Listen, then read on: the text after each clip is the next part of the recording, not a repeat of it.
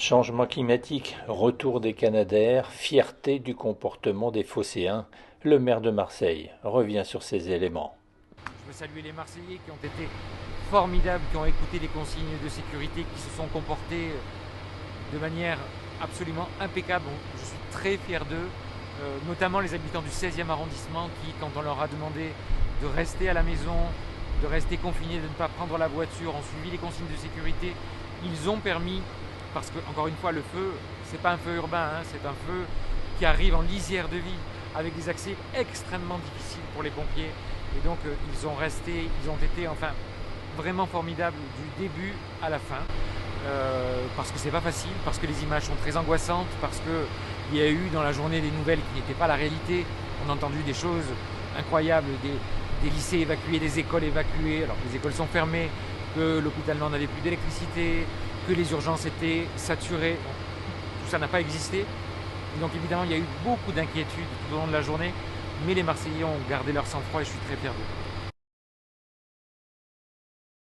On est en train de vivre des épisodes caniculaires, des épisodes de changement climatique majeurs, et que celles et ceux qui nient ça, nient la réalité. On a devant les yeux un épisode qui fait suite à des jours et des jours de canicule, à des jours et des jours de sécheresse, à des vents extrêmement violents, et tout ça conjugué fait qu'on a des incendies de cette ampleur, avec des vents tourbillonnants, avec un incendie qui change de cap en 10 secondes. Voilà ce qui s'est passé aujourd'hui.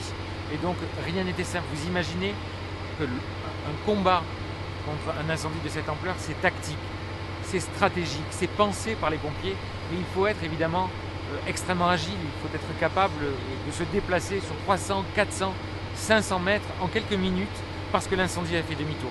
Et donc on n'est pas sur un incendie où il y a un feu qui est là, sans vent, qu'on arrêterait avec un coup de Canadair. Il y a eu 400 rotations aujourd'hui, 400 rotations d'engins aériens.